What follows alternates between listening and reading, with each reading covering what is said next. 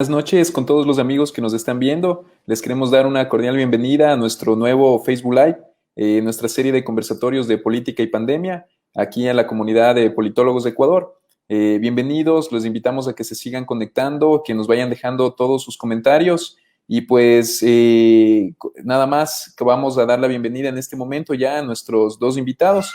El día de hoy vamos a tener un panel, un conversatorio muy interesante sobre el análisis político de la sociedad, del gobierno y la coyuntura, junto con dos grandes sociólogos del país, que son Natalia Sierra y David Chávez. Pues bienvenidos nuevamente. Yo les voy a ir dando la bienvenida en este momento a nuestros invitados. Quiero presentar primero a Natalia Sierra. Natalia es licenciada en Sociología y Ciencias Políticas, PhD en Sociología, es catedrática universitaria y activista. Natalia, buenas noches, bienvenida a Politólogos de Ecuador. Buenas noches, gracias por la invitación. Muchas gracias, Natalia. Vamos a dar también la bienvenida a nuestro siguiente invitado, que es David Chávez. David es licenciado en Sociología y Ciencias Políticas, es magíster en Estudios Latinoamericanos y también es docente universitario. David, buenas noches, bienvenido. André, un enorme gusto estar en Politólogos de Ecuador. Un gusto compartir el panel con la Natalia.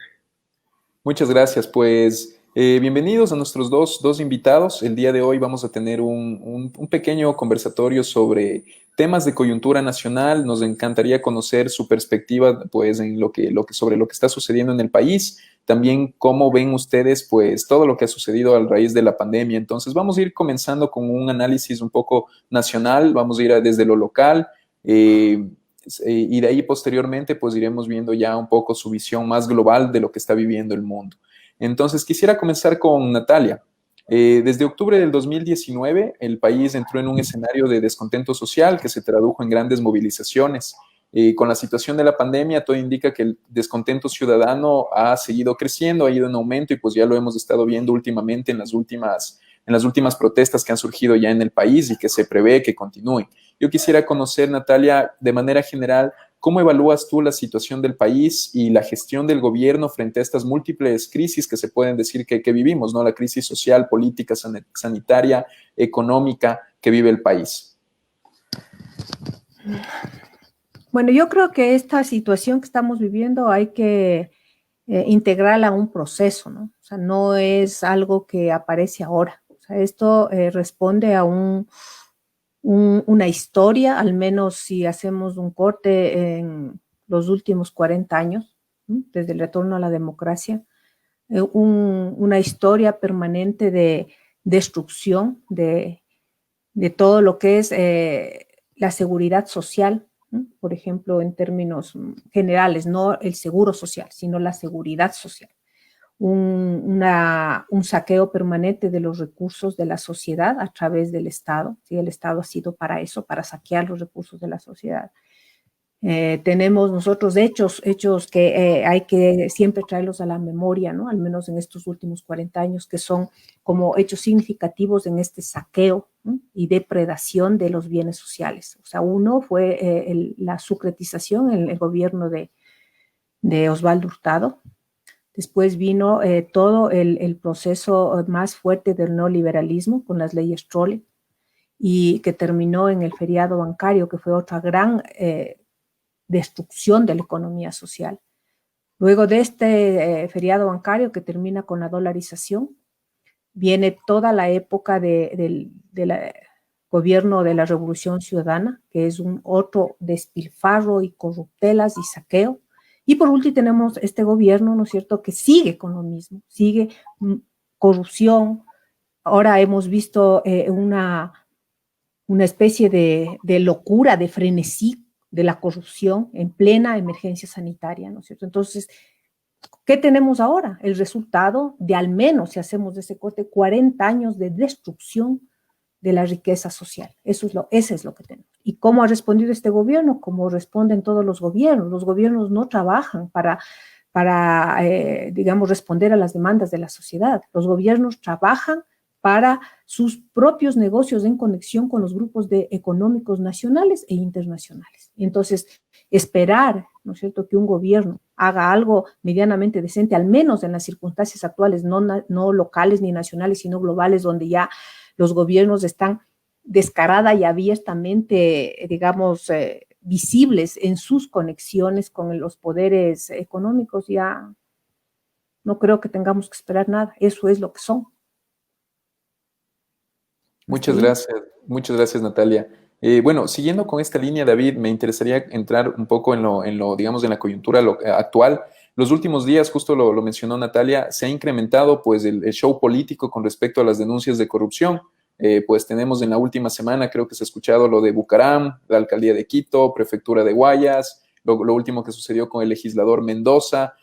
Muchos vemos las noticias, pero quizás muy pocos se detienen a analizar en verdad cuáles son los hechos políticos que se están dando detrás de esos eventos mediáticos y cuáles son las intencionalidades políticas que existen. Yo quisiera, David, conocer cuál es tu perspectiva sobre esto. ¿Crees que inició ya la campaña electoral en el país? ¿Cuáles son tus hipótesis sobre lo que está sucediendo en realidad detrás de estas movidas judiciales políticas? A ver, para mí es indudable que la campaña inició, ¿no?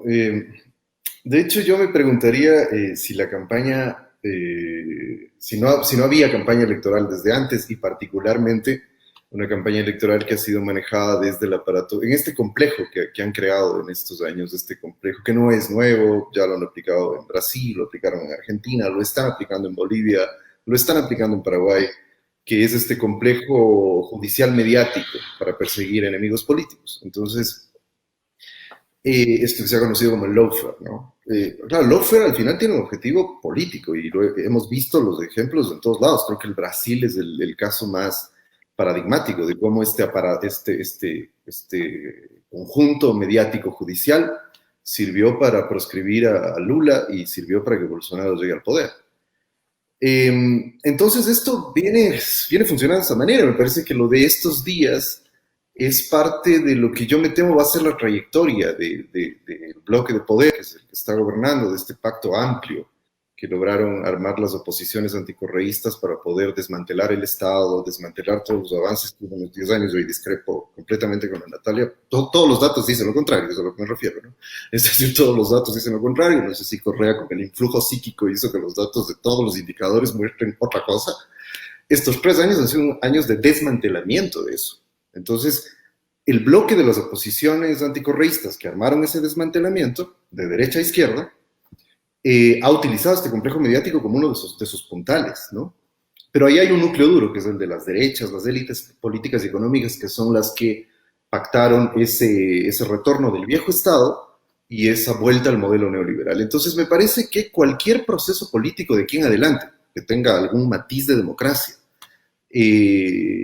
matiz digo, porque no creo que va a haber un proceso democrático amplio en donde todas las fuerzas se expresen, va a estar controlado por ese bloque de poder. Me parece que la figura que vamos a ver de aquí hasta 2021, en caso de que haya elecciones, hay que tener mucha precisión en analizar si estamos en condiciones de tener o no elecciones hacia 2021. Un escenario muy probable es el escenario a lo Bolivia, que se queden en el poder por más tiempo. Entonces, en ese contexto, me parece que lo que vamos a tener es una transición controlada. Y creo que este inicio de la campaña de la señora Diana Salazar en las Cortes de Justicia y en el sistema judicial, con el apoyo del aparato de propaganda del gobierno, que son los medios privados, apunta hacia allá, ¿no? Porque en una situación donde ha sido vulnerada la democracia, que es lo que ocurrió en estos 3 años, es muy difícil que por canales democráticos estas fuerzas que se encaramaron en el poder después de haber perdido las elecciones tengan capacidad de canalizar democráticamente su legitimidad de aquí en adelante. Lo que sí es evidente, y yo creo que va a ser muy difícil, que pongan en riesgo lo que han ganado por vía no democrática, lo pongan en riesgo democráticamente para darle continuidad a su gobierno y a su lógica de poder actual, en un contexto como el del COVID, que además es sumamente complicado. O sea, lo que esto significa en términos de crisis es muy profundo lo que la crisis del COVID ha traído, no solo para el Ecuador, sino para el mundo. Pero me parece que esa va a ser la deriva, una transición controlada, muy controlada, desde el bloque de poder, para garantizar continuidad en esa hegemonía que han logrado constituir.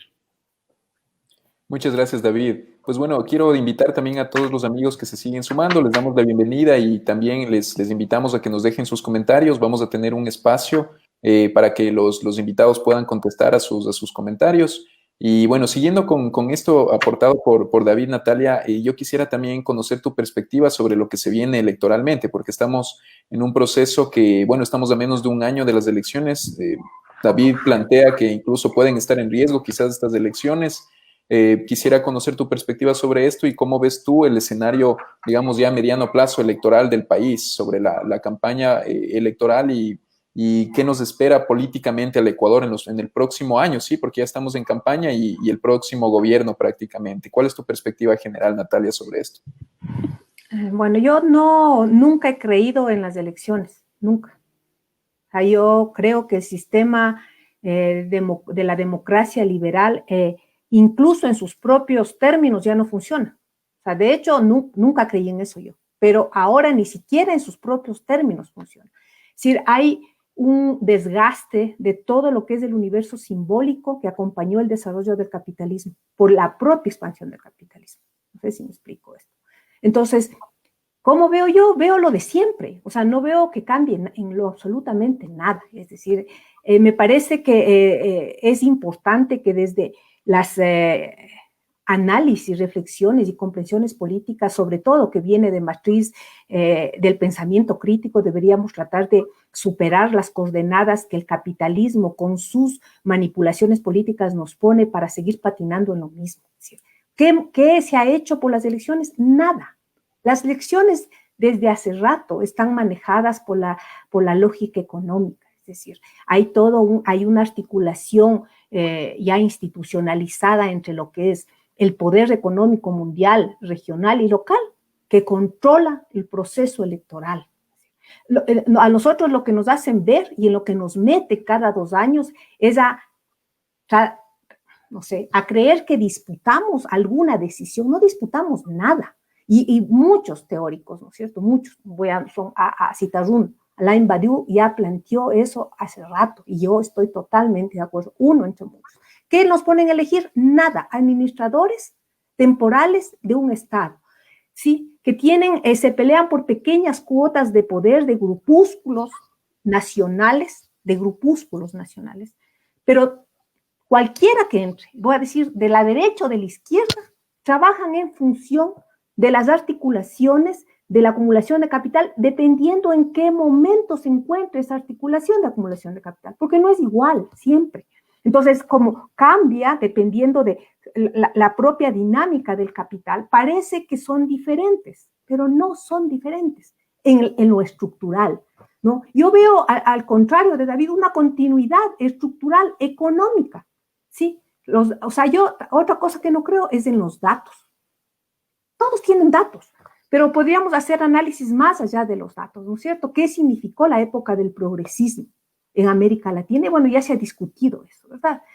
Y esto, o sea, hacer una lectura crítica del progresismo en América Latina no es estar a favor de Moreno y de los neoliberales, porque ese manicaísmo que está ahí, no estoy de acuerdo. Porque además aquí en el Ecuador, Moreno era parte de ese proyecto.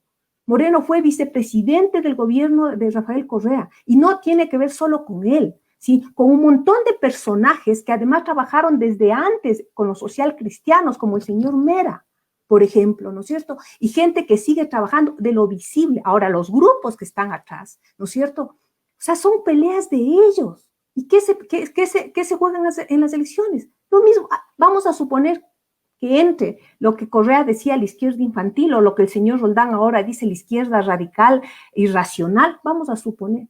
Entran al Estado, no es el problema de quién entre, es el problema de la institución. Son relaciones objetivadas y esas relaciones son relaciones capitalistas, ¿no? Y funcionan en atención a eso. ¿Qué van a hacer? Nada. Estoy diciendo así entre la izquierda esta acusada de todo. Yo no creo en las elecciones. O sea que se va a suspender, no importa lo que se haga, no importa lo que se haga. Va a seguir el mismo juego donde nos tienen permanentemente a la gente. Medio se organiza algo de poder, digamos, organizativo de la sociedad. A los 2 años Vienen las elecciones y todo el mundo se pone al casino de las elecciones, alianzas y negociaciones destrozan todos los procesos de poder real de la sociedad. Es lo que yo creo de las elecciones. Muchas gracias, Natalia. Y bueno, creo que es una postura muy interesante la que planteas, Natalia.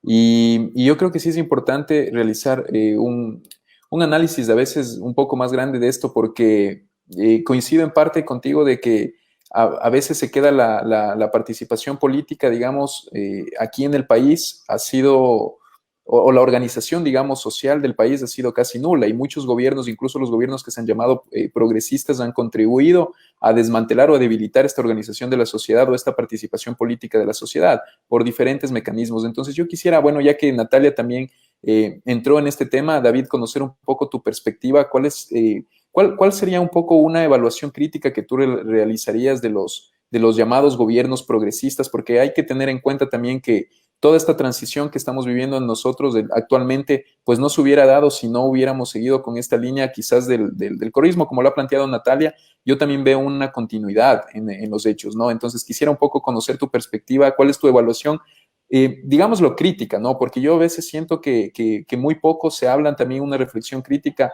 de los progresismos. ¿Cuál es una crítica que tú realizarías con los gobiernos progresistas y cómo lo plantearías tú actualmente con esta necesidad de que haya digamos, una mayor participación de la sociedad, una organización de la sociedad civil más fuerte, una mayor politización real de la sociedad, y que yo siento también que a veces los gobiernos, quizás todos los gobiernos que hemos tenido, no han entrado en esto, o sea, no han hecho cambios estructurales en este tema. Entonces, quisiéramos conocer también tu perspectiva sobre eso, David. Bueno, digamos, para mí es difícil ponerme en una posición crítica porque los gobiernos progresistas a los que yo defiendo los ataca todo el mundo, pues, de la derecha a la izquierda.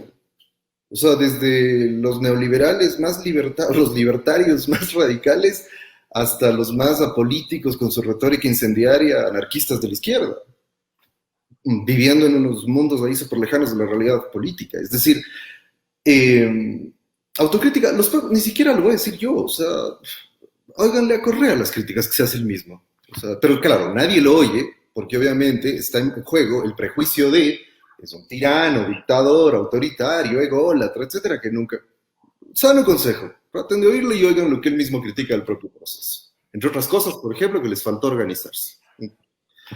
Entonces, a ver, si la crítica, pues que depende además desde dónde lo hacemos. Si la crítica lo hacemos desde una visión de izquierda radical, de queremos construir la nueva comunidad hippie universal, no, pues estos gobiernos no eran eso. Estos gobiernos eran gobiernos reformistas, que lo que estaban buscando es, ojo, ahí hay que analizar realidades concretas, ¿no? Análisis concreto de la realidad concreta, decía el Lenin, el bueno, no el malvado, que es el que nos gobierna.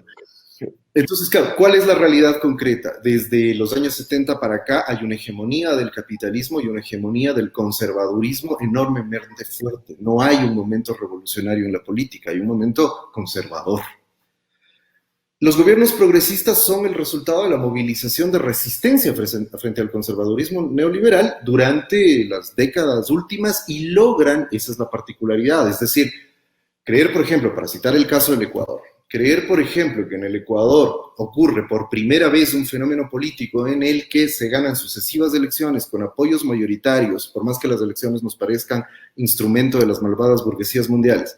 Eso es un fenómeno político absolutamente novedoso que al menos requiere, ¿sí?, más allá de que uno tenga ciertos valores normativos y juicios de valor, cuando uno está analizando la realidad, requiere analizarla con detenimiento y requiere analizarla a partir de la realidad concreta. Ese hecho inédito nos está diciendo algo más allá de las explicaciones fáciles y simples, como decir, no, es que manipulaban, no, es que esto que yo suelo llamar la teoría política del sándwich, ¿no? Es decir, como les daban sándwich, entonces la gente se convencía.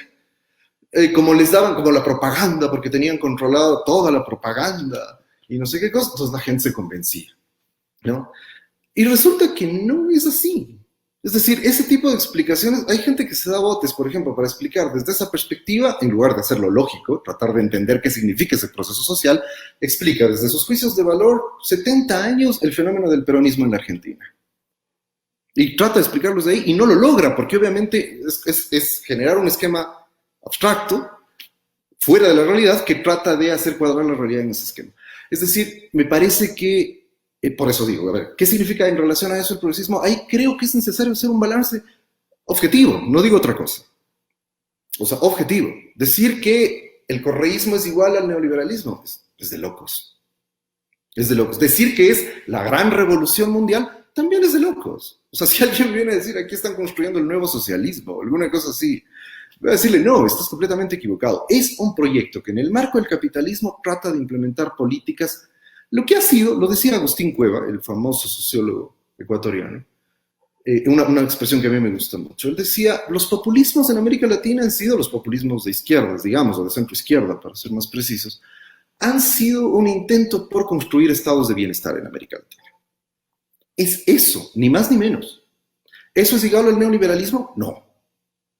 ¿Es un proyecto dentro del capitalismo? Por supuesto. O sea, ponernos a discutir eso es tratar de discutir el ombligo de Los Ángeles.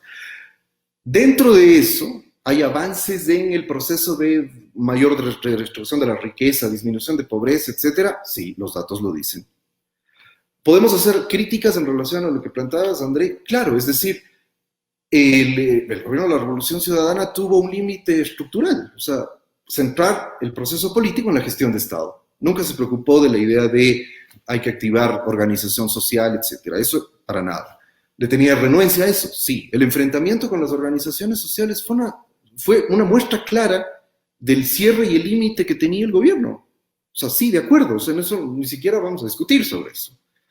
Pero claro, que eso anule lo otro, me parece que es simplificar la realidad. Es así de sencillo. Es decir, es necesario mirar las dos dimensiones.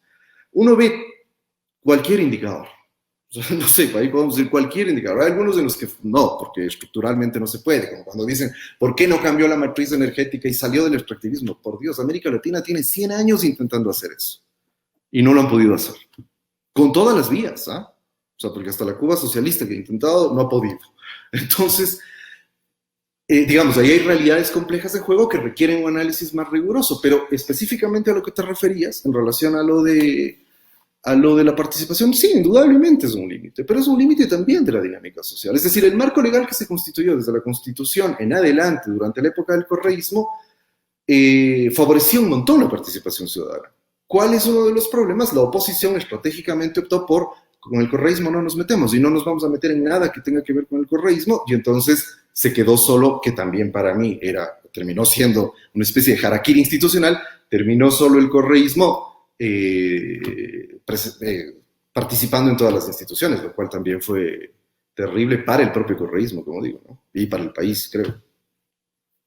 Claro. Bueno, David, muchas gracias. Sí, yo quisiera, Natalia, un poco profundizar en tu visión que planteas, bueno, una visión directa que lo has mencionado, has dicho las elecciones no sirven para nada. En este país, ¿se escucha? Sí, creo que se escucha, bueno. En este país, has dicho las elecciones no sirven para nada, vamos 40 años desde el retorno a la democracia repitiendo lo mismo. Yo creo que hay un poco un sentido de que yo lo veo un poco preocupante a nivel del país actualmente, y es que siento que se está incentivando bastante la antipolítica, con todo, digamos, también los escándalos de corrupción, todo el tema que se denosta la política al servicio público, etcétera. Yo creo que se trata de promover desde las élites políticas, muchas veces desde los actores a los que les conviene que la ciudadanía no se preocupe por la política, se promueve la antipolítica como una alternativa, pero obviamente yo creo que esto nos perjudica. Entonces yo quisiera un poco conocer tu perspectiva, Natalia, de qué alternativas ves tú frente a esta antipolítica, para que no, digamos, no nos gane la antipolítica, y también un poco ya tus ideas como alternativas a la democracia representativa, que creo que han sido tu crítica principal frente a esa democracia representativa. El micrófono, si puedes activarle eso. Ya.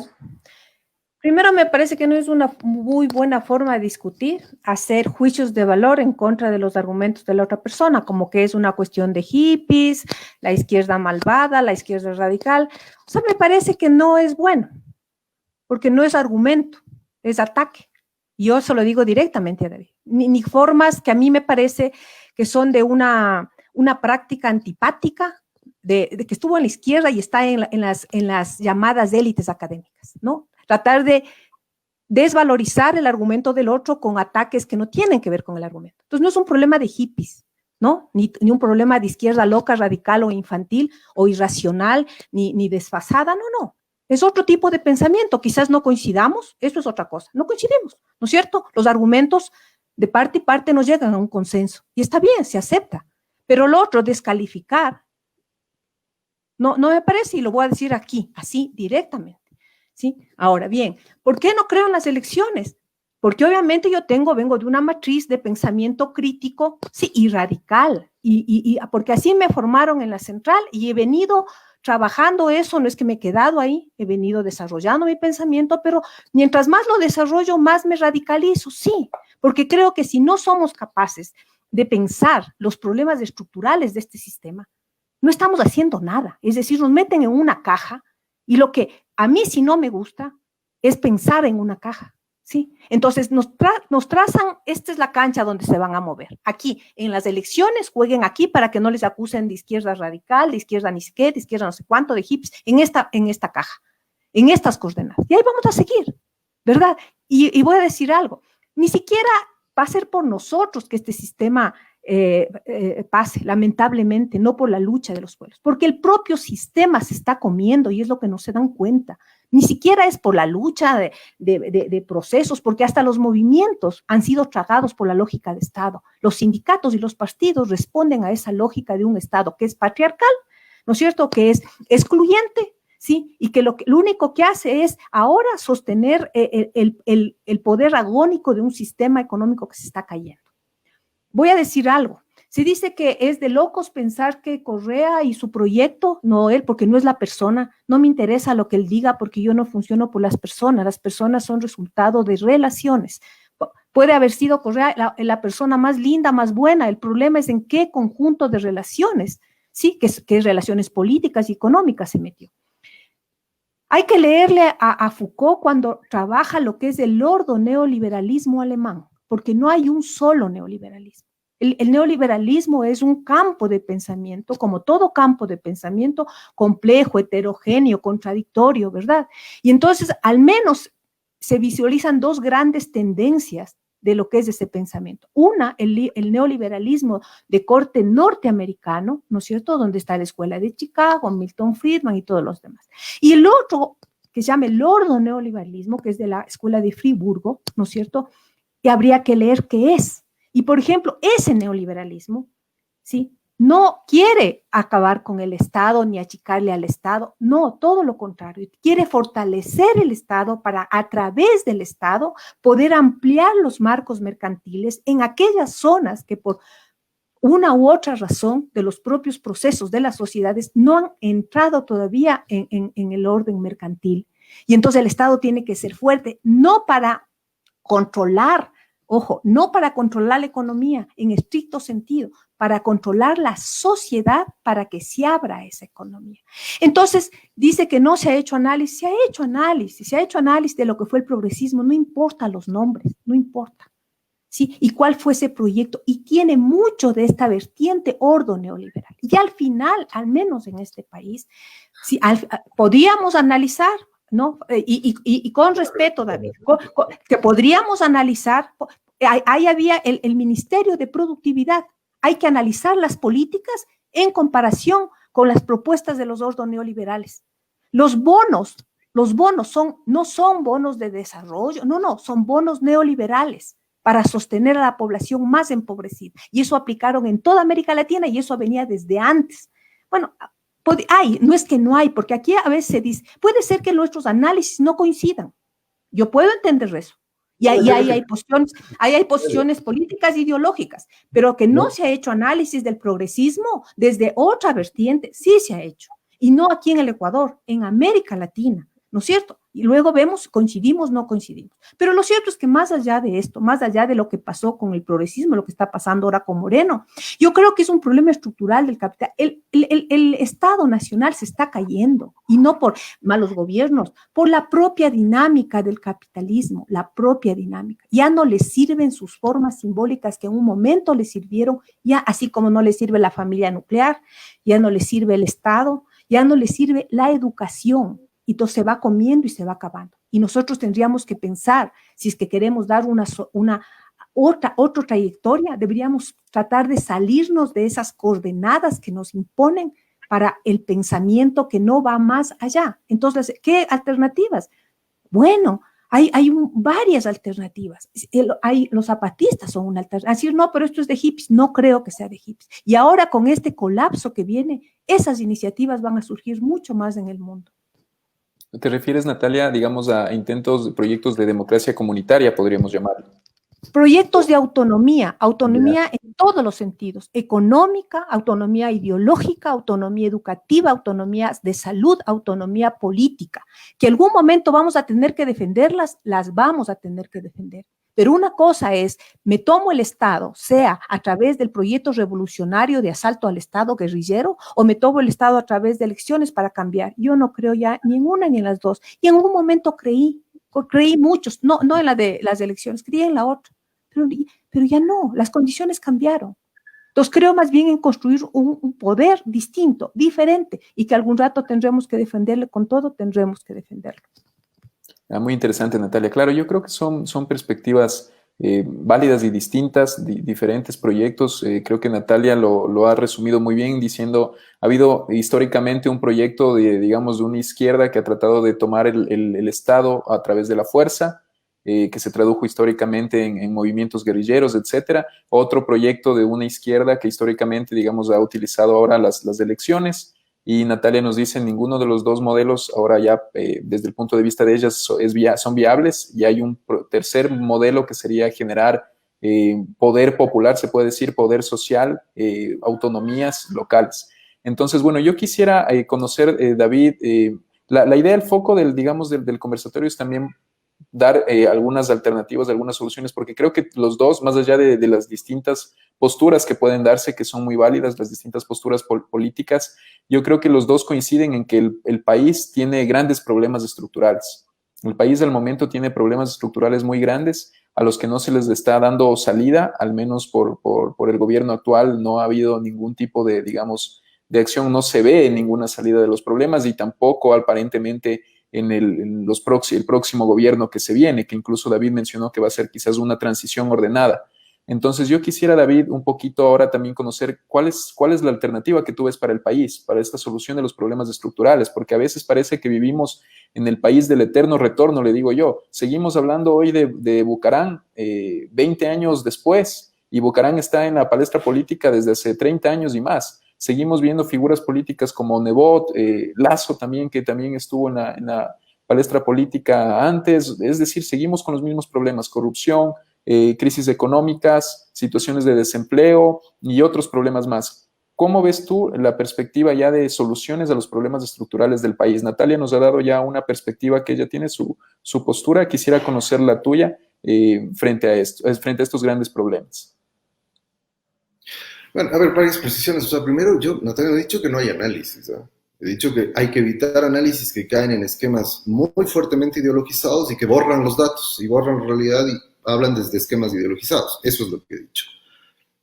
Lo de los ataques es parte del debate. Si te sentiste ofendida por lo que dije, lo siento. Pero me parece que es parte del debate. Nosotros recibimos un montón de ataques, más o menos dices que los gobiernos a los que yo defiendo saquearon el país. Yo digo, espérate un ratito, no creo que han saqueado el país, hay unas diferencias que hay que leer. Pero bueno, más allá de eso, decir, y me parece importante, digo, creo ahí puede haber un debate, pero me parece que es realmente muy poco sostenible la idea de que el correísmo fue ordoliberal, perdón, que es la expresión adecuada. Es decir, el correísmo se ha aproximado más, insisto, a esas experiencias que han intentado construir un estado de bienestar, ¿no?, a la latinoamericana, en condiciones de dependencia, con subdesarrollo, etc. Eso no tiene nada que ver, o sea, contrasta solamente con el que fue el ejemplo del ordoliberalismo, que es la Alemania de Adenauer, ¿no?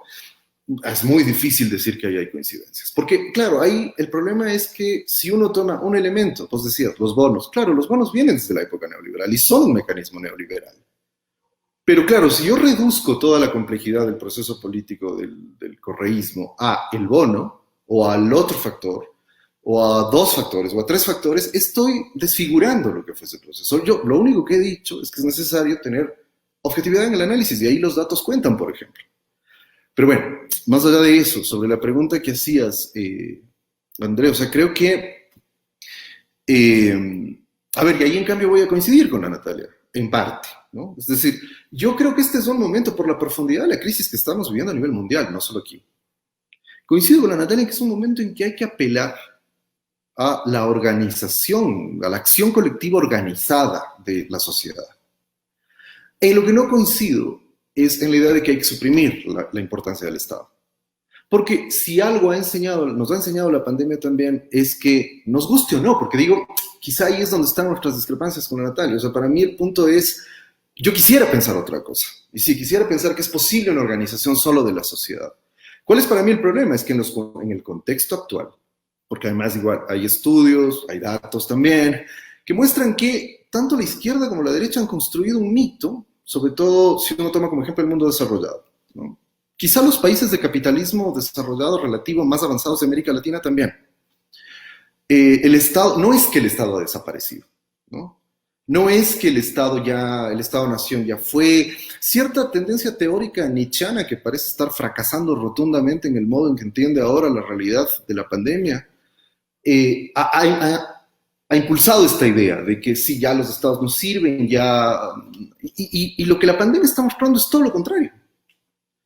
Entonces, el Estado es un instrumento que, digamos, ¿a qué quiero llegar? Me parece que las vías para construir algo así como una nueva democracia, a mí me gusta pensar más en la idea del socialismo democrático, como le llaman varios, que me parece que es una cosa que está por hacerse, creo que no se trata de caer en ningún esquema, pero me parece que es una combinación de las dos cosas, o sea, es decir, es una combinación de el fortalecimiento de como lo complicado que es, porque tampoco voy a ser iluso con eso. Es complicado porque entre la forma Estado, que tiene las complejidades que suele tener, el Estado no es un instrumento, digamos, no es una máquina que uno se sube y la maneja hacia donde uno quiere. O sea, el Estado tiene que ir cambiando de forma para volverse más democrático, evidentemente.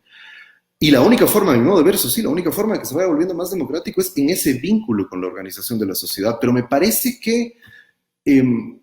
o sea, eso digo, para mí más bien ahí la posición es que ahí hay una guerra a muerte que es una falsa disputa. O sea, creo que fortalecer las dos cosas, porque lo que hemos visto, digamos, al final de cuentas, yo creo que lo que los progresismos mostraron en América Latina es que es posible ir abriendo espacios, es decir, desde una perspectiva de izquierdas hay que ver a los progresismos como un punto de partida más que como un punto de llegada. Es decir, esta posibilidad de que haya una representación colectiva democrática en el Estado para favorecer procesos que logren lo que yo creo que hicieron los progresismos, no más que eso, logren contener la violenta arremetida neoliberal que ya era violenta desde mucho tiempo antes, para que logren contener un poco eso y logren generar algo de bienestar colectivo, con no el deseable, no el horizonte utópico, eso es obvio. Pero me parece que ahí la combinación de las dos cosas, y además en un enfrentamiento que es descomunalmente grande, porque además en las experiencias de América Latina, inclusive donde se lograron combinar estas cosas, como el caso boliviano, por ejemplo, donde se combinó manejo institucional de Estado con un nivel de gestión impresionante, o sea, la transformación de Bolivia es enorme, después, con el gobierno de Evo, y participación colectiva y organización colectiva. Ahí se logró combinar, ahí hubo una vía, ¿no? Y sin embargo eso tampoco sirvió, porque la arremetida de la derecha fue salvaje, fue dictatorial y produjeron el golpe de Estado, ¿no? Más allá de que se le podía criticar un montón de cosas a Evo frente a lo que ahora tiene Bolivia, uno no puede decir ni de lejos que es lo mismo Evo que Áñez. O sea, es la realidad, es del tamaño de una catedral para decir que son iguales. Entonces, me parece que esa combinación es la posibilidad, pero claro, en el caso del Ecuador, donde estamos, digamos, en retirada, hay una arremetida muy fuerte de la derecha ha tomado el control del Estado en una cosa que es inédita, digo, ahí lo planteo más como una hipótesis, también inédita, que es esto de que las élites políticas y económicas siempre han tenido acuerdos inestables en el Estado ecuatoriano, ¿no? Eso ha sido histórico, se ha estudiado mucho eso y siempre han sido acuerdos inestables, por eso el Estado ha sido muy débilmente institucionalizado, no ha habido grandes proyectos políticos, etc. La novedad de este momento es que funcionando de la misma manera, han logrado mantener un acuerdo estable, un pacto estable de largo plazo. Bueno, no sé si de largo plazo, pero al menos de mediano plazo. Digamos que ha durado 3 años, que ya es bastante. Entonces, en ese contexto, y además con la pandemia encima, y con todas las consecuencias que la pandemia está teniendo, me parece que es sumamente complicado que se pueda avanzar en un proceso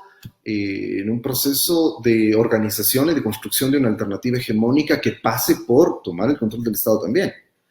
Por una razón sencilla, o sea, el coronavirus, más allá de todo lo que se diga, va a ser la radicalización de la violencia neoliberal en su forma más salvaje. Creo que el Ecuador se está volviendo en un ejemplo clarísimo de eso. Y eso suele desconstituir un montón el tejido social, o sea, eso suele, porque además lleva adelante una especie de darwinismo social práctico, ¿no? Es decir, empieza a descomponerse el tejido social y los grupos que pueden resistir en eso, que tienen redes densas de solidaridad y de apoyo, son escasos, y son pocos o están restringidos a ciertas zonas. Entonces, se complica mucho la posibilidad de la organización en contextos así, por la propia violencia que el neoliberalismo genera sobre estas condiciones. Entonces,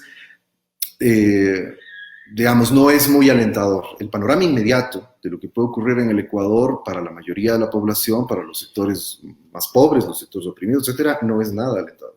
Y además, con el movimiento social por un lado y con el proyecto hegemónico político que ha representado los sectores populares no organizados por un buen tiempo, por otro lado, y enfrentados a muerte, todavía es más difícil. Y frente a una derecha que en cambio tiene un pacto sólido de gobierno, más allá de los títeres que pongan al frente y de los candidatos que nos pongan ahí al frente en la elección. Es un panorama muy, muy complejo, muy sombrío, a mi modo de ver. Sí, David, antes de pasar con Natalia, solo quisiera repreguntarte algo en lo que tú mencionaste del pacto de gobierno, que digamos, la coalición que sostiene al gobierno.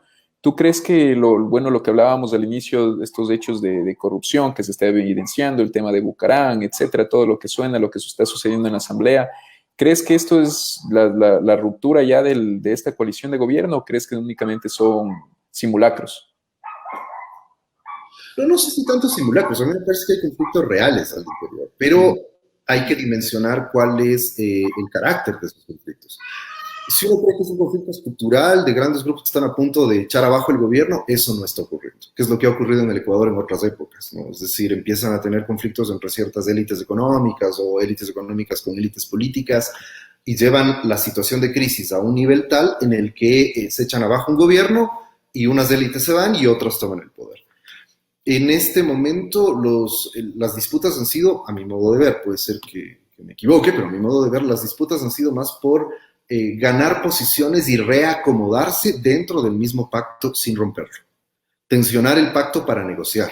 Entonces, me parece que ahí, sobre todo los socialcristianos, con ruptura de los 25, con todos los intereses que representan tras de sí, ¿no? La banca, la Embajada de los Estados Unidos, me parece que todos estos grupos entraron a raíz del COVID en una disputa para ganar posiciones dentro de este pacto de dominación. Pero el pacto no está cuestionado, el pacto tiene ciertas condiciones básicas, menciono solo 3 así muy rapidito para ver que ahí no hay conflicto. Es decir, avanzar con un programa muy agresivo neoliberal, que es el que estamos viendo, de ataque a los trabajadores, a los sectores populares, a las clases medias. En eso no hay discusión, nadie ha discutido que esa es la deriva, por eso Martínez es un ministro muy fuerte. El mantenimiento de este estado de reparto, porque eso le favorece a mucha gente, ¿no? Pues no solo a los que están robando en los hospitales, digámoslo así, sino que a mucha gente que ha logrado llegar a tener la banca, por ejemplo, un control directo sobre el manejo de las finanzas, ¿no? Y la política internacional, la completa subordinación a los intereses regionales de los Estados Unidos, la completa subordinación, al borde del vasallaje más vergonzoso que hemos tenido en el Ecuador.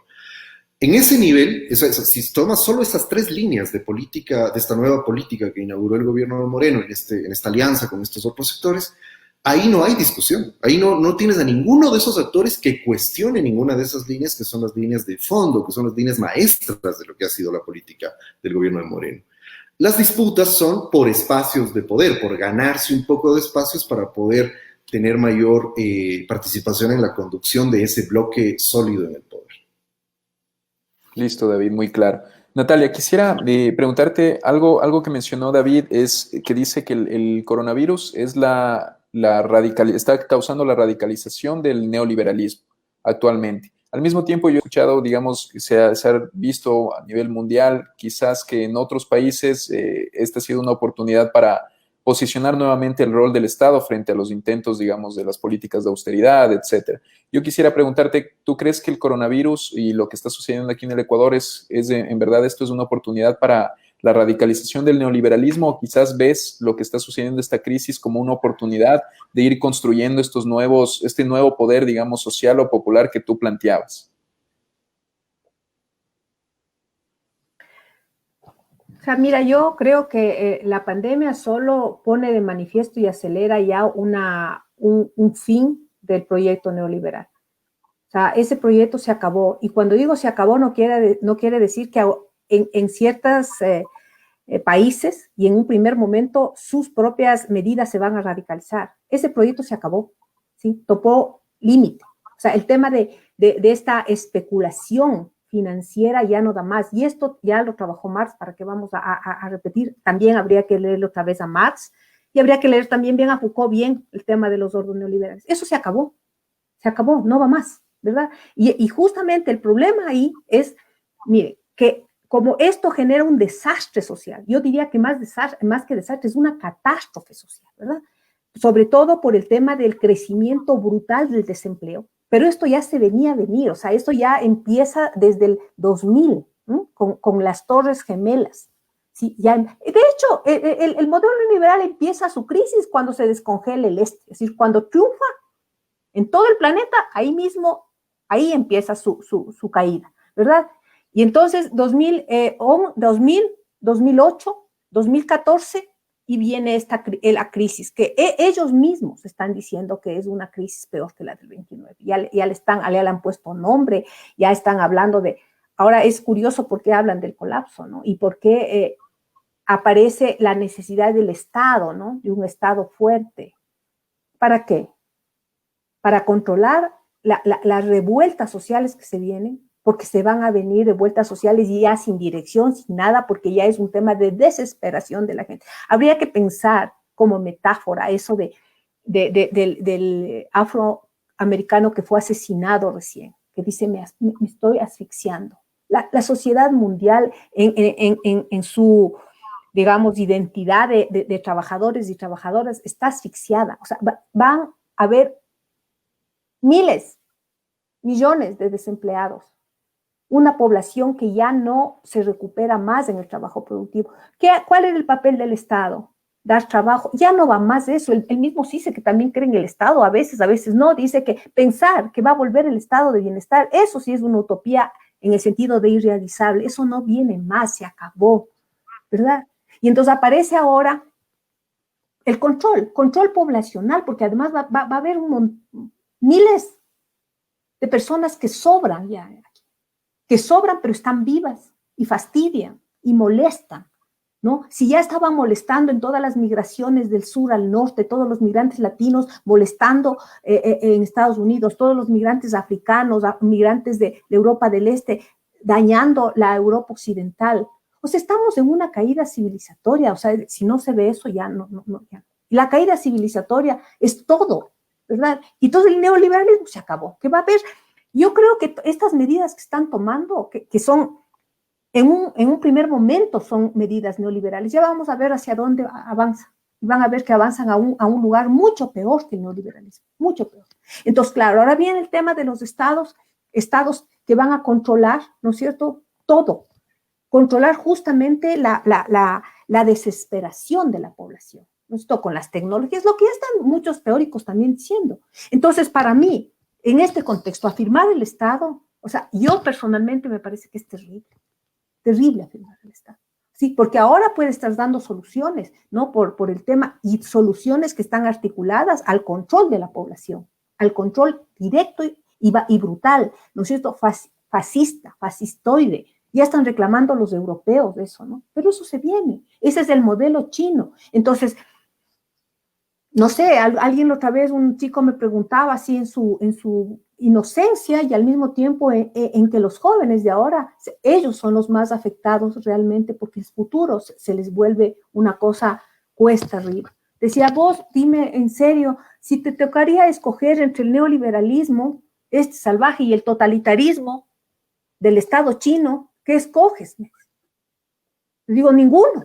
No, no, me dice, pero si te toca escoger uno de los dos, miren, y le decía ninguno. Y seguía insistiendo porque es como que eso se les presenta, ¿verdad? O este neoliberalismo que ya se está acabando, que además va a transitar hacia sociedades totalitarias de control y no del Estado nacional, de mega estados que van a controlarnos, ¿no es cierto? Entonces, yo digo, viene un contexto, ya están diciendo de la feudalización tecnológica, ¿no?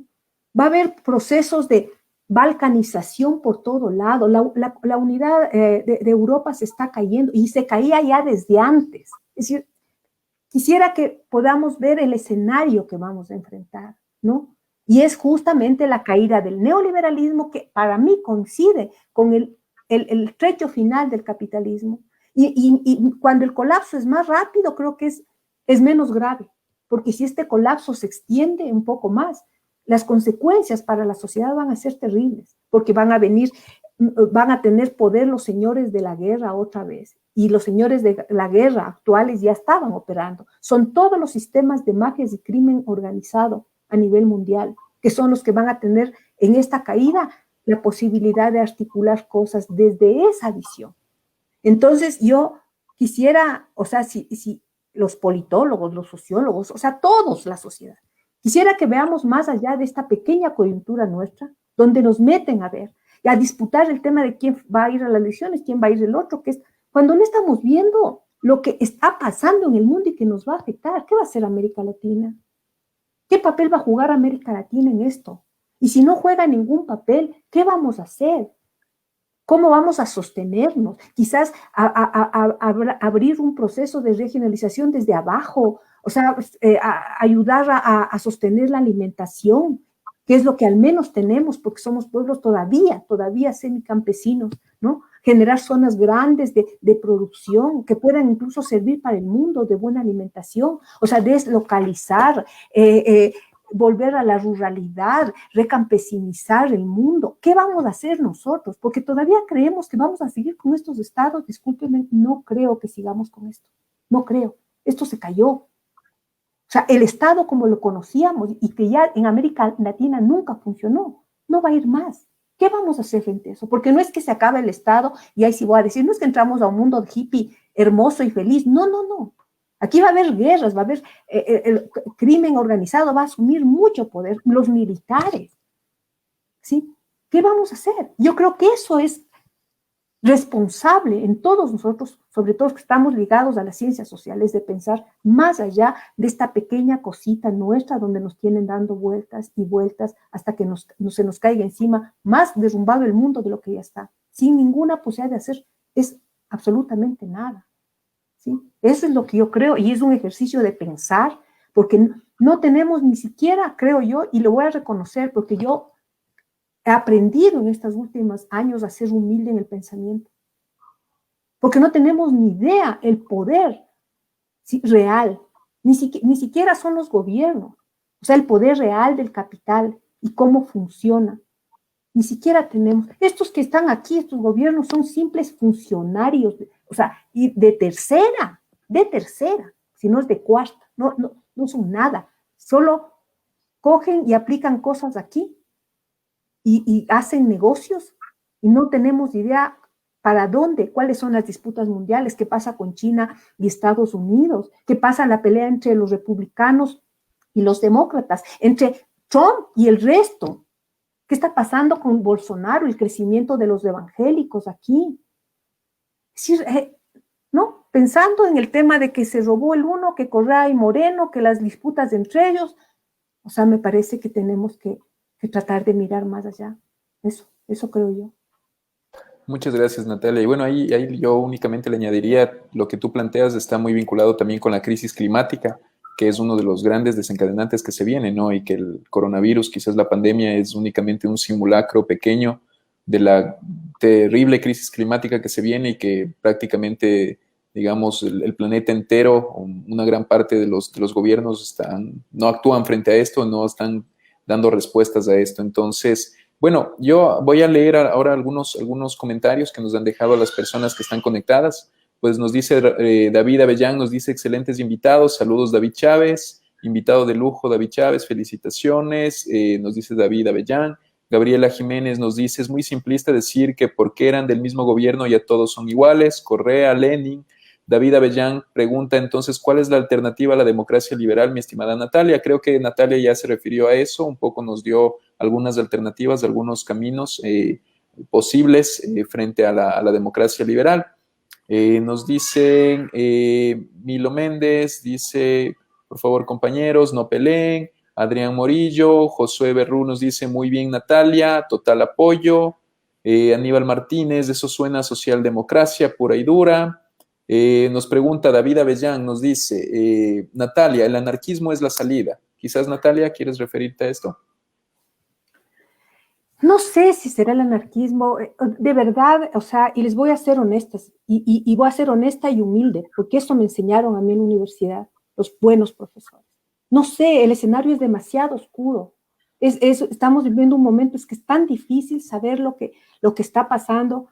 O sea, yo comulgo más con el anarquismo, pero ni siquiera sé si es. Creo que tenemos aquí experiencias en América Latina propias nuestras, ¿no? Que capaz que son, para mí la autonomía de los zapatistas puede ser que también no vaya mucho, pero siento que en lo que puedo mirar, en lo poco que puedo mirar, siento que la vía zapatista es una opción, que quizás está más ligada al anarquismo digo, constructivo, humano, ¿no? Porque también hay el anarcocapitalismo, también hay el ecofascismo. Fíjense que ahora están apareciendo esto que se llaman los ecofascistas, ¿no? Es más o menos, no son los negacionistas. Ellos creen en que hay un daño climático y que hay un problema de limitación de recursos, y por eso mismo quieren eliminar la mayoría de la población, pues, como una lucha por recursos. Entonces, sí, o sea, yo comulgo más con el anarquismo, pero no sé, es un momento, creo, de un quiebre tan profundo para la humanidad que no creo que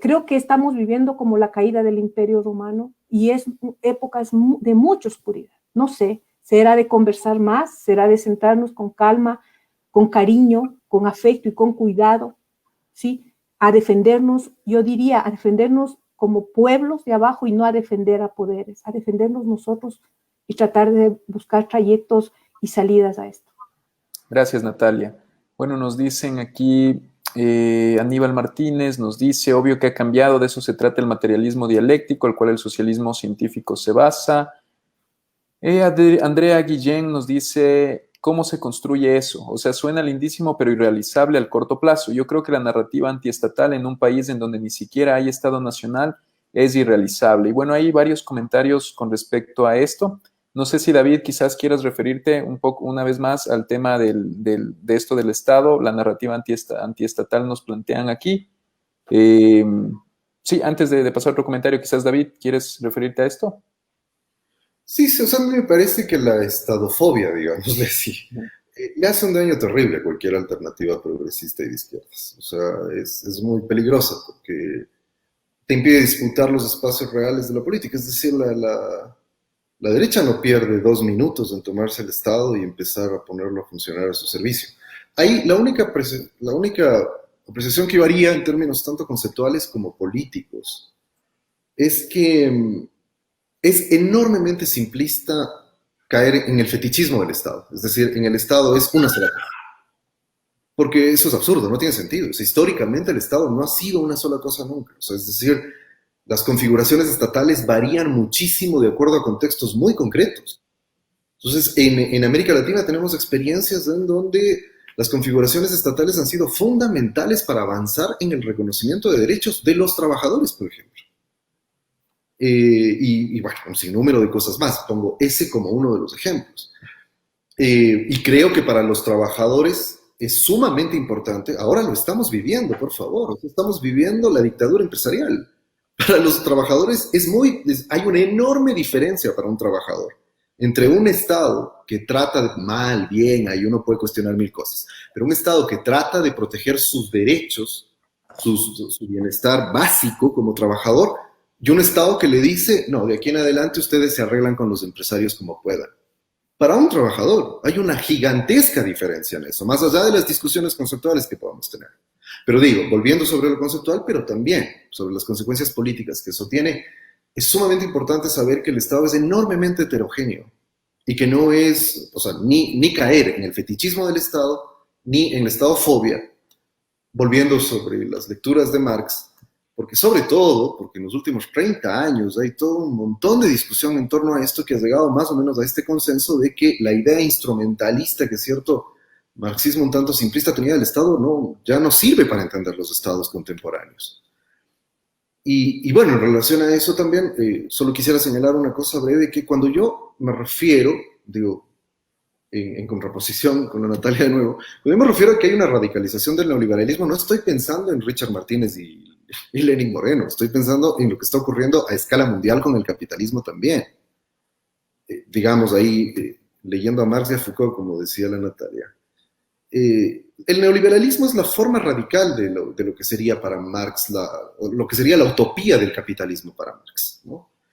Y el neoliberalismo, digamos, a mi modo de ver, cometemos un error si creemos que ahorita el neoliberalismo se pone violento, se pone autoritario. No, el neoliberalismo siempre ha sido violento y autoritario. Y volviendo sobre Marx, Marx lo señaló siempre, es decir, creer que la crisis del... Ese ha sido un grave error de las izquierdas, ¿eh? Creer que la crisis del capitalismo es ya su fin.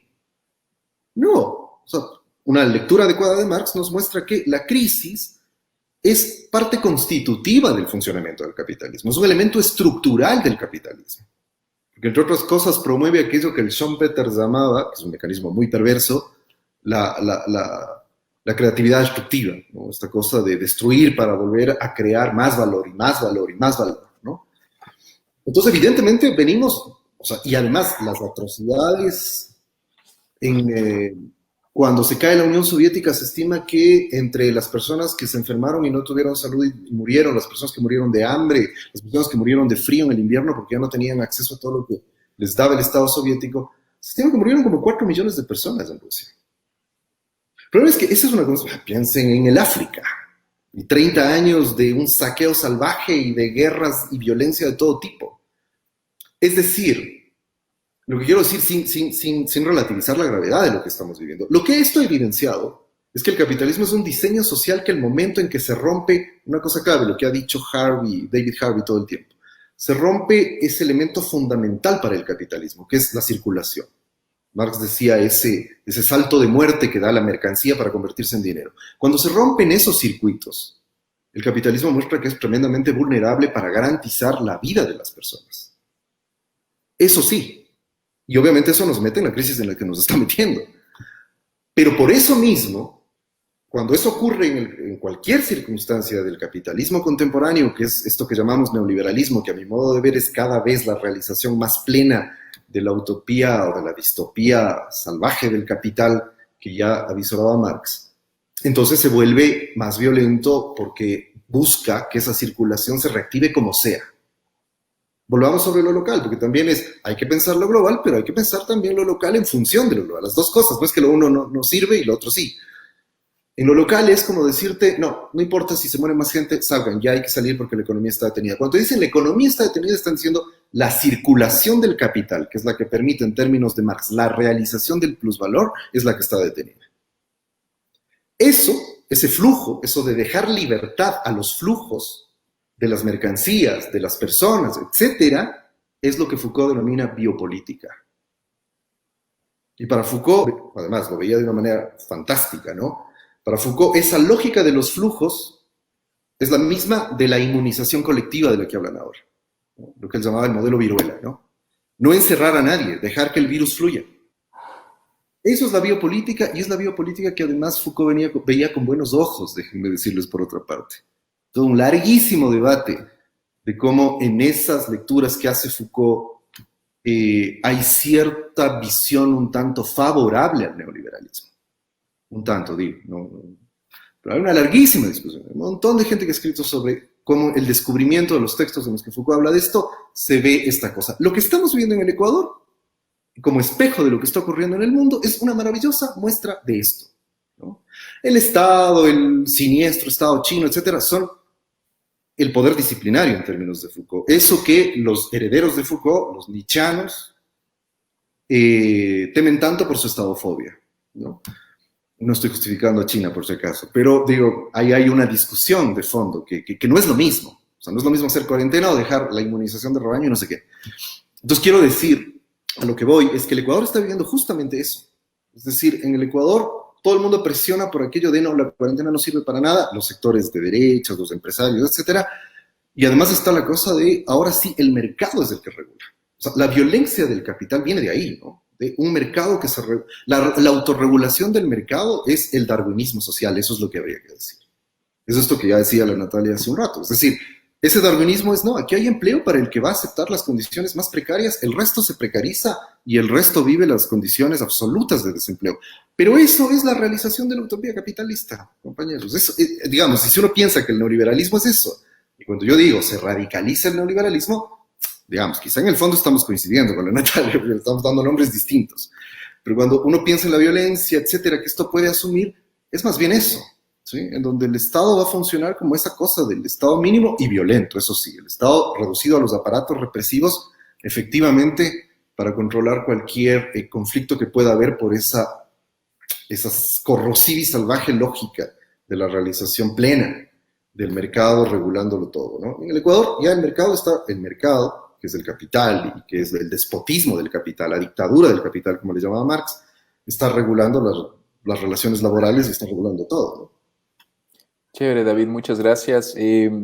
Bueno, quiero agradecer a todos los amigos que siguen sumando, seguimos creciendo en audiencia y nos están dejando bastantes comentarios. Voy a tratar de leer una pregunta más para Natalia, para ver si vamos concluyendo una o dos preguntas y con eso terminamos. Nos dice Gulber Guevara, saludos Natalia, me gusta tu análisis, es real y simple. Francisco nos dice felicitaciones, buenos panelistas, un abrazo a David Chávez.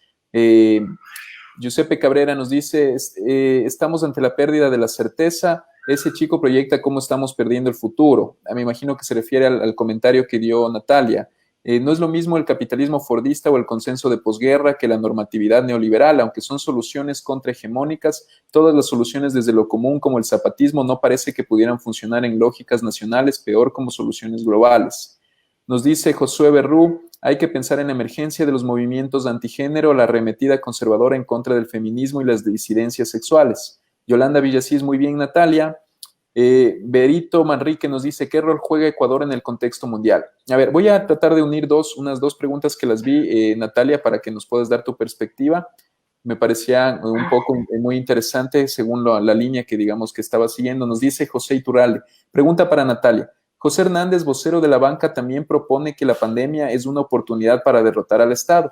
¿Cómo se diferencia en la práctica de esta estrategia de debilitamiento del Estado? Sería esta pregunta. Y bueno, y también nos dice Osvaldo Moreno, gracias a los organizadores, a la profesora Sierra pensaría que al contrario el estado de bienestar retoma la agenda, al menos en materia de salud creo que solo estará en discusión la forma. Entonces un poquito, Natalia, estas preguntas que van nuevamente con lo mismo, un poco de la situación del Estado, el debilitamiento del Estado.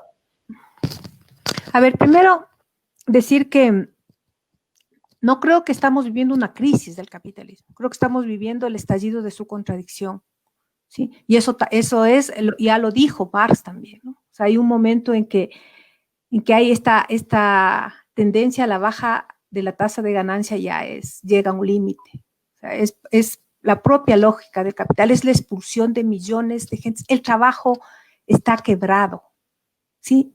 Y si el trabajo y el capitalismo van juntos, trabajo asalariado, digo, cuando se quiebra el trabajo, el capitalismo se va a quebrar. O sea, el Estado funcionó, bien decía David, ¿no es cierto?, cuando los movimientos de obreros, de trabajadores peleaban por mejoras, que era la parte reivindicativa y está bien. Es el Estado keynesiano, el Estado de bienestar, este Estado que de alguna manera expresaba una alianza entre trabajadores y empresarios, que es esto, el keynesianismo, ¿sí? Podía dar mejoras al trabajo asalariado. Pero eso también tiene un límite y eso tiene que ver con el cambio de la matriz tecnológica. ¿sí? O sea, esto ya se venía hablando desde hace 10 años, porque estamos en el cambio del paradigma tecnológico, ¿verdad? Vamos hacia la inteligencia artificial de lleno y hacia la robótica. ¿Sí? Yo creo que esta pandemia, como es como una guerra, así como en la Segunda Guerra Mundial, pasado la Segunda Guerra Mundial, hicieron una incorporación de la tecnología cibernética a la producción, ahora van a hacer la incorporación de la inteligencia artificial a la robótica a la producción. Eso implica fuera trabajadores, quiebra del trabajo, quiebra total del trabajo. Y si funciona, es de la quiebra del capitalismo. Entonces, no es una crisis, es el estallido de la contradicción, ¿verdad? Si es así, y esto podríamos analizar, no voy a decir que sea así, no tengo nada seguro, pero yo sospecho que es por ahí, ¿no? Si es así, todas las formas que acompañaron al capitalismo van a entrar en crisis, porque no se puede pensar que si el capitalismo está colapsando, por eso digo no crisis, es colapso, se van a sostener las formas políticas, las formas sociales del capitalismo, no, se van a sostener. Hay mucha gente que habla de que, por ejemplo, todo esto del turismo, ¿no? Este turismo masivo, todo esto, estos flujos internacionales, los mismos del Fondo Monetario Internacional están hablando de la quiebra del mercado internacional, porque es las propias limitaciones del capitalismo. Entonces, si es así, ¿no es cierto?, no entiendo la necesidad de defender el Estado, porque el Estado no va a volver a ser, y eso, ahí sí yo sigo la línea de CISEC, no va a haber un Estado de bienestar. Lo que va a haber es un Estado, y ya lo decía también David, reducido a sus aparatos represivos, de control total. Eso ya era China. El CISEC mismo tiene un libro donde analiza por qué fue exitoso esta última época del capitalismo chino. Porque el Estado chino se encargó de controlar a la población para que se desarrolle el capitalismo sin los problemas de derechos humanos y de todas estas cosas que le ponen trabas, ¿verdad? Entonces, yo tampoco estoy reduciendo el Estado, ni estoy haciendo una cosa creyendo que el Estado es un aparato. El Estado es una intención en la sociedad, no es un aparato. Es como una racionalidad que está presente en la familia, está presente en los medios de comunicación, está presente en los partidos, ¿verdad?, políticos, está presente en los movimientos revolucionarios, en los movimientos sindicales. Sí, es complejísimo. Sí, y además no es la visión solamente que viene de Marx y de Lenin. O sea, yo he estudiado el Estado desde su aparecimiento, el Estado moderno, ¿no?, desde Hobbes. Pero eso ya se acabó, porque es parte de una civilización. Entonces, ¿qué va a hacer el Estado ahora? Ahora está que vamos a hacer esto. Va a hacer control. Claro, inmediatamente tiene que sostener y la gente pide, pues es obvio que pida la gente, ¿no? Pero luego va a ser un Estado que se va a dedicar a controlar, a perseguir, o sea, el típico Estado de corte fascista, ni siquiera fascistoide, fascista, totalitario, ¿no? Ahora con las nuevas tecnologías, bueno, eso también están diciendo, será, no será, son solo proyecciones. Yo creo en esta proyección. Entonces me parece que, o sea, pensar en que el Estado es una posibilidad, con todo lo complejo que el Estado como espacio de disputas, negociaciones, ya lo dijo Rosa Luxemburgo, creo que pensar que el Estado es la solución, eso me parece que es ingenuo. Eso me parece a mí que es ingenuo. Me parece que es más realista, y cuando digo realista no tiene que ver con el positivismo ni con la realpolitik, es tratar de construir espacios de vida autónomos, al menos que nos permitan medianamente soportar esta debacle que se viene. Entonces, los zapatistas, no estoy hablando de una estrategia global, no creo ya, la globalización se acabó, no creo que algo bueno, dice un decrecionista, yo sigo a los decrecionistas, de esto es que va a haber un proceso de relocalización, ruralización, ¿sí? Es decir, volver a lo pequeño. Cuando estamos aquí, ¿qué se dice? Pongan atención en la economía pequeña, campesina, en economía media. No se ha peleado que no seamos tan dependientes al mercado internacional, porque eso ha sido brutal y peor como exportadores de materias primas. Miren cómo estamos. Se baja el precio del petróleo, colapsados todos.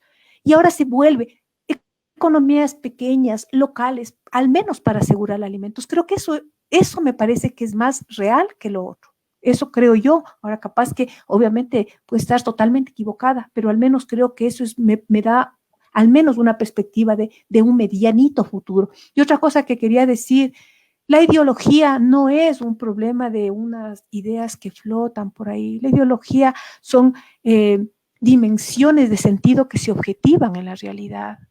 ¿Sí? Esa es la ideología, creo yo. Y esa ideología del capitalismo en la realidad también se está cayendo.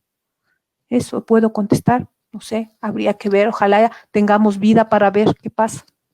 Sí, Natalia, no, muchas gracias, muy, muy interesante tu perspectiva. Bueno, y voy por el tema del tiempo porque hemos acordado con nuestros invitados 1 hora y ya vamos 1 hora y cuarto del conversatorio. Voy a leer una última pregunta para David, pero yo les agradezco en verdad a todos los amigos de la comunidad politólogos que siguen dándonos sus comentarios. Nos dice Galo Ricaurte que un par de panelistas de este nivel hayan iniciado un debate candente y al final hayan coincidido. Habla muy bien del escogimiento, qué buen nivel, gracias a los organizadores. Pues muchas gracias, Galo, por conectarte y por tu comentario. David Santiago nos dice, Natalia, súper clara. Juan Francisco Camino, chévere debate. Consulta para los dos. Si estamos ante una reestructuración del Estado-Nación, podríamos hablar que la organización local se va a sobreponer a la nacional. Creo que Natalia y también David ya han planteado esto. Y pues yo quisiera terminar con, bueno, esta pregunta me parecía interesante para David, para que nos puedas también dar tu perspectiva. Nos dice Josué Berrú. Creo que algo imperdonable de los progresismos es su matrimonio con el conservadurismo en cuanto a los derechos de las mujeres y de las diversidades sexuales. Llamarse de izquierda y hablar del ataque a la ideología de género es una estupidez, lo mismo que dice Bolsonaro, Trump, el otro Ecuador, Laje, los fascistas. Nunca más izquierda progresista en lo económico y conservadora en lo moral. Quizás, David, un poco quisieras comentar esta perspectiva y pues con esto terminamos en cuanto a los comentarios de los amigos que nos están viendo. Por supuesto, no, brevemente, ahí yo estoy completamente de acuerdo. O sea, es decir, me parece que esa no conciliación de ambas cosas es inaceptable. Es decir, uno no puede decirse de izquierda y defender valores retrógrados en cuanto a los derechos de las mujeres, de la comunidad LGBTI, etc. Ahora, lo que sí precisaría ahí, porque vivimos un tiempo en donde la moral ha sustituido a la política, ¿no? Es decir, la condena moral está por sobre la comprensión de la política, que suele ser más compleja.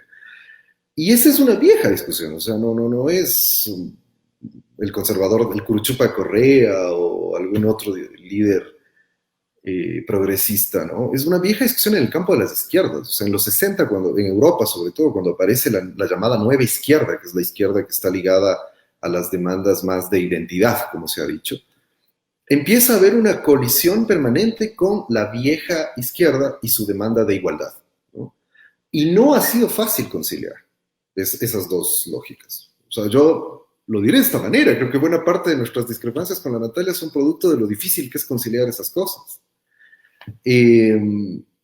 Entonces, lo han planteado muchos autores, etc. Entonces, creo que uno de los retos de las izquierdas es lograr conciliar las dos cosas, o sea, lograr que puedan ir de la mano y no sea como no cumples las demandas de identidad, entonces eres de derechas y entonces hay que boicotear todo proceso político, aunque estés cumpliendo ciertas demandas de igualdad.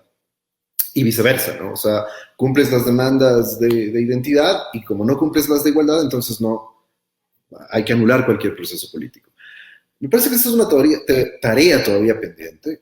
De todos modos, un poco en el tono que hemos tenido en el debate, yo creo que este va a ser un momento en donde ni siquiera ese debate va a ser ya tan importante. El debate va a ser, o sea, ¿cómo hacemos para sostener lo mínimo de la vida, digamos, ¿no? Hay que tener en cuenta siempre lo otro, identidad, igualdad, pero claro, estamos en ese otro momento en donde las demandas han retrocedido tanto las demandas, ¿no?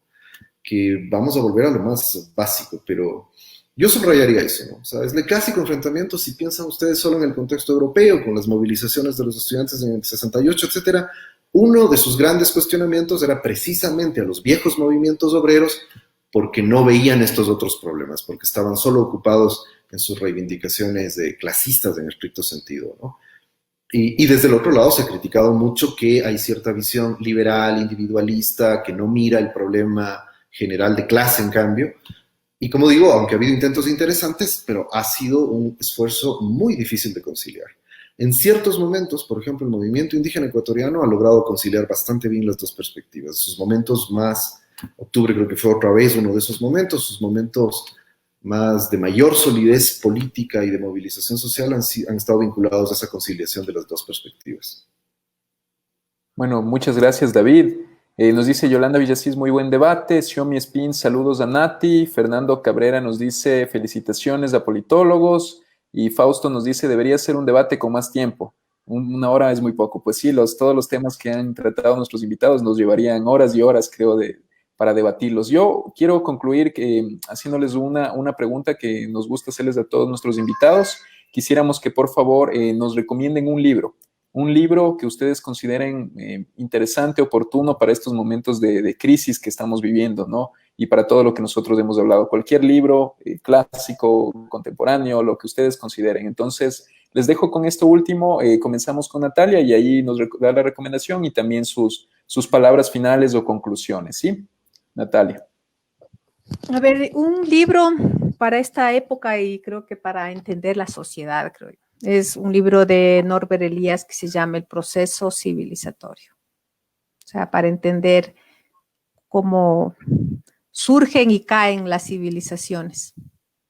Y quizás nos dé pistas para ver qué podemos hacer en este momento. Nada, o sea, qué decir que siempre el deseo de vivir siempre es más, creo, que cualquier proyecto de muerte, siempre, al menos eso espero, o sea, que nuestro deseo de vivir gane a los proyectos de muerte que son estos sistemas, ¿no?, tan brutales. Eso, y gracias por el espacio y felicitaciones por hacer esto a ustedes, chicos. Muchas gracias, Natalia. No, un saludo para Dani Ramírez y Alex Jaramillo, que también se conectan y nos dejan sus comentarios. Bueno, el libro que nos recomienda Natalia es de Norbert Elias, El progreso civilizatorio. No, el proceso civilizatorio. El proceso civilizatorio, perdón. Sí, el proceso civilizatorio. Muchas gracias, Natalia. Y David, te dejamos con tus recomendaciones del libro y con tus palabras finales. A ver, yo me voy a permitir recomendar dos, pero... Claro, mejor. O sea, el uno es Los límites del capital, de David Harvey, que me parece que es central para entender la dinámica que el capital ha tenido en las últimas décadas y poder ver con rigor qué es lo que está ocurriendo con el capitalismo. Y el otro es La miseria del mundo, un proyecto estupendo que hizo Pierre Bourdieu y que tiene que ver con su equipo de trabajo, con varios colaboradores, y que tiene que ver con un relato bastante descarnado de la miseria del mundo, que es el otro lado de lo que produce la lógica del capital, ¿no? Yo recomendaría esos dos. Y nada, lo otro ha sido un debate creo que fructífero y gracias por la invitación.